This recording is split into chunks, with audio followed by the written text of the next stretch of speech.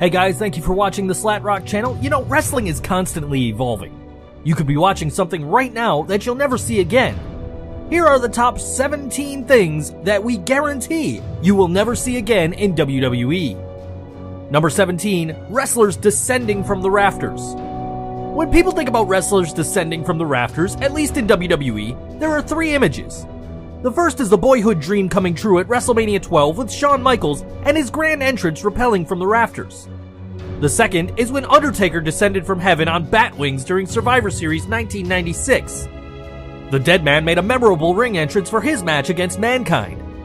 And the third is, of course, the Owen Hart tragedy when he fell to the ring at Over the Edge 1999 and was later pronounced dead. WCW was willing to take the risk with Sting, but WWE never risked having a wrestler descend from the rafters and likely never will again. Number 16, sex-related storylines. Live sex celebrations and hot lesbian action? Check. Chopping a man's penis and getting frisky with a transsexual? Check. Sable revealing her hand-painted breasts and pimps using their workers as a means to win matches? Check. These highly sexual angles have all existed at some point within WWE, and sometimes they also had a touch of humor in them, surprisingly. Now, let's recollect meat. Yeah, you heard me right, I said meat. During 1999, Vince wanted Shawn Stasiak to play this character where he was a piece of meat for the Pretty Mean Sisters, a trio comprising of Terry Runnels, Jacqueline, and Ryan Shamrock. Coming to the gimmick, the guy would go out to the ring to have matches, and he would be drained very quickly because he was busy having sex with the PMS girls before the match.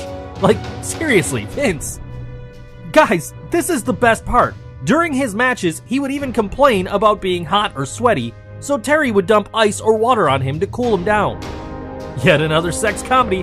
Hey, remember Shaniqua? She was the manager for the Bashams.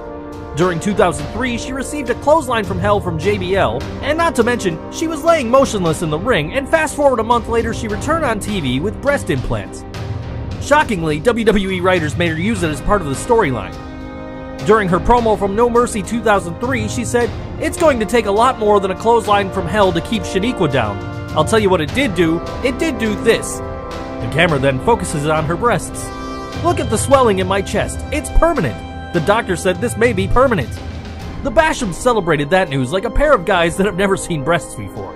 Yes, folks, such angles existed in WWE, but thanks to the strict PG-era guidelines, they are off the table.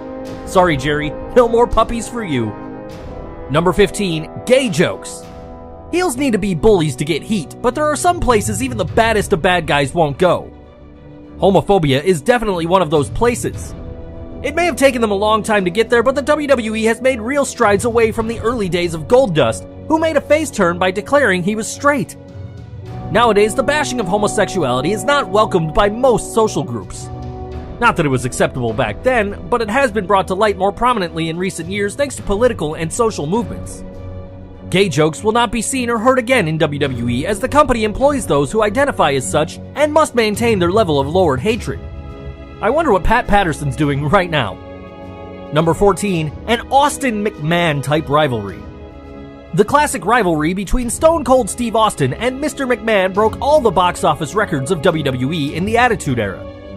The concept of the rich boss trying to stamp his authority on his employee was a big hit with wrestling fans. WWE can try to replicate this rivalry all they want, but it just won't happen. It can't happen again. The angle felt so real, and Austin was such a badass who seemed genuinely to hate his boss. Vince, for his part, was an awful human being who deserved the punishment Austin dished out. It won't happen again because people are tired of seeing them try to replicate it. The faces they use are never as over as Austin was, and the heels are never as bad as Vince was. Vince was also willing to take his share of humiliation. Stephanie and Triple H love humiliating others but rarely get humiliated themselves, and fans just can't get into it. Of late, even though we have seen Daniel Bryan versus Triple H and very recently Roman Reigns versus Vince McMahon, there is nothing quite like Austin McMahon. Number 13, racially charged groups. WWE has a slightly deserved reputation of being just a little racist. They've explored both ends of the spectrum with both white and black racially charged groups, the most well-known of which is the Nation of Domination. While WWE still has no problem grouping people of a similar color or creed like New Day, they'll never go for a group as racially charged as the Nation again. Prior to their transition into a more cool and cocky fashion, the racial tension put forth by the Nation of Domination was strong. WWE are way more careful now about the way they're seen by the mainstream audience, and the public would not respond well if a group like the Nation were to be introduced in this day and age. Number 12, abuse of women. Everyone remembers the way that Vince McMahon treated Trish Stratus. They remember and they cringe with good reason. WWE has had a pretty bad track record for treating women when you really look back at it. They're repairing the damage though, and one thing we'll never see again is the abuse of women. The strict ban on male-on-female violence has also made this unlikely. WWE toed the line with the Daniel Bryan and AJ Lee storyline and the Rusev and Lana storyline, but they've never gone full force with domestic abuse and never, ever will. Number 11, pregnancy angles. There's one major problem with every single pregnancy angle in the WWE. The baby will never be born. Almost every pregnancy angle they've ever had has ended in disaster with kayfabe miscarriages, or stupid comedy like an 8x10 of Shawn Stasiak and Mae Young giving birth to a hand. Remember Lita's miscarriage storyline involving Kane and Gene Snitsky? Miscarriages are in very poor taste, and so the only way we'll see another pregnancy angle in WWE is if one of the women legitimately gets pregnant and they turn it into an angle. Number 10, great commentary. When Vince McMahon and Ted Turner were going head-to-head for television ratings, members from both promotions were working 24/7 to win over each other. Two such prominent members were good old JR Jim Ross and Jerry the King Lawler. Ross was the voice of Monday Night Raw throughout the Monday Night Wars alongside Jerry the King Lawler, and cemented his legacy as one of the great wrestling commentators as WWE became the sole major wrestling promotion in North America. They called many classic matches during and after the Attitude Era. The main reason for their success is that Jerry was always a heel and Jim was always a face. They've maintained their on-screen characters for most of their career. They transformed good matches into great matches and even elevated characters of a few wrestlers. It still brings chills when JR says, "Oh my god, it's Austin!" or the famous line, "Stone Cold! Stone Cold!" That all changed in 2008 when Ross was drafted to SmackDown and Michael Cole took his place as the lead Raw announcer. Fast forward to 2016, the commentary team lacks power, and most importantly, we don't know when JBL's a heel and when he's a face. Let's see what we have in store for the new era. Number 9, comedy gimmicks. God bless Vince McMahon's creativity. We've all witnessed wrestling characters in the form of law enforcement officers, clowns, living personifications of natural disasters, kings, superheroes, hockey players, plumbers, even vampires. Thanks to the evolution of pro wrestling and changing times, these gimmicks probably won't appear again. Number 8, bleeding rules. Back in the 80s and 90s, red meant more green, but not anymore. In 2015, The Undertaker and Brock Lesnar faced off in a Hell in a Cell match where both participants were busted open. A WWE doctor had to intervene in the match to take care of Lesnar. Apparently, Vince McMahon was upset about the amount of blood that was shed during this match, as bleeding is no longer acceptable in WWE. WWE outright banned blading when they switched it up to PG. Some blood sneaks in here or there, but more often than not, it's genuine, and WWE quickly tries to stem the bleeding and draw attention away from it. For now, we'll likely never see someone really bleed in a match unless something goes wrong and they get opened up the hard way. Number 7, real-life screw jobs. Sure, you'll see plenty of fake screw jobs, we see one almost every year, but you'll probably never see something as real as the Montreal screw job or the so-called Chicago screw job again. Even that wasn't a proper screw job, as Punk still kept the belt.